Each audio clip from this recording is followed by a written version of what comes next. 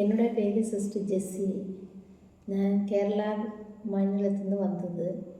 எங்களோட சபை ஜெபமாலை மத சபை, தியான யோக சபை. தொடக்கம் ஸ்ரீலங்கா. തോമസ് അടികളാൽ തുടങ്ങப்பட்டது.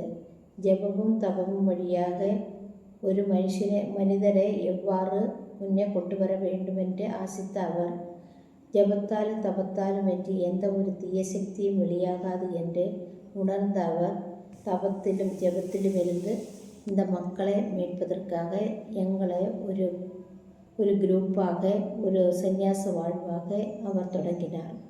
இன்று வரை இந்த சபையில் முன்னே எங்களது மிஷன் 24 மணிக்கூறும் நற்கருணை முன்னாடி இருந்து ஜெபித்து அந்த ஜெபத்தின் பலன் பிறருக்கு சென்றடையக்கூடிய, அவர்கள் செய்து கொண்டிருக்கும் பணியை நல்ல முறையில் செய்ய உதவுகின்றது.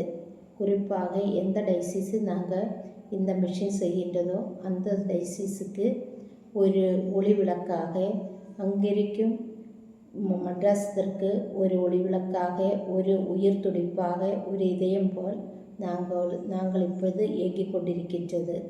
ஆகவே எங்களது நற்கருணை வாழ்வானது என்றும் எங்கும் பிரதிபலிக்கக்கூடிய விதத்தில் இயேசுவின் அந்த தெய்வீக அன்பை சுவைக்கக்கூடியதாக இருக்கின்றது. மீண்டும் எங்களது வாழ்வில் நாங்கள் வெளியில் எங்கும் போகாமல் ஜெபத்திலும் தபத்திலும் சிறு சிறு பணிகளிலும் நஸ்ரத்து வாழ்வை நாங்கள் தொடர்ந்து வருகின்றோம். இப்போது நான் இருக்கும் இடம் திருச்சி மறுமாவட்டம்.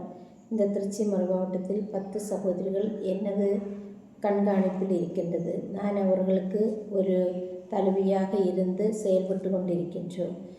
இந்த இடத்தில் நாங்கள் ஜபத்திலும் தபத்திலும் செய்வதற்கு, குறிப்பாக எங்களது வாழ்வில் நாங்கள் நற்கருணை செய்யும் அந்த சிறு அப்பத்தை நாங்கள் எங்களது வாழ்க்கைக்கு ஒரு தியாக பலியாக, நாங்கள் செய்யும் ஒரு தியாக பலியாக செய்து கொண்டு, அதன் வழியாக எவ்வாறு குழந்தை திரசம்மாள் 4 மதில்கட்டுகளுக்குள்ளே உள்ளே இருந்து ஜபத்திலும் தபத்திலும் அவர் சிறு சிறு புண்ணியங்கள் செய்தாலும் இயேசுவின் அன்புக்காக செய்தது போல் எங்களது வாழ்வு அமைகின்றது. அதேபோல் எனது அழைத்தலானது என்னை அதிகமாக உறுதிப்படுத்தியது நற்கருணை. நான் இங்கு வந்தபோது நற்கருணை ஆராதனை எனக்கு ரொம்ப பிடித்தது. ஆகவே வாழ்க்கையில் இந்த சபையில் ரொம்ப கஷ்டமான வாழ்க்கையாக இருந்தாலும் நற்கருணை முன்னாடியில் இறைவனோடு அளவிலாக பேச அந்த ஒரு தெய்வீக அன்பு, அந்த மகிழ்ச்சி எனக்கு கிடைத்ததினால் நான் மற்ற அப்போஸ்தல பணியை செய்யாமல் எங்களது அப்போஸ்தல பணி இந்த மதிலுக்குள்ளே இருந்து பரிந்துரை ஜெபம் வழியாக ஒவ்வொருவருக்கும் பலனளிக்கக்கூடியதாக இருந்தது. ஆகவே எனது வாழ்க்கையில் எனக்கு அதிகமாக இது பிடித்ததினால் இந்த சபையில் நான் இன்று வரை மகிழ்ச்சியோடு இருக்கிறேன்.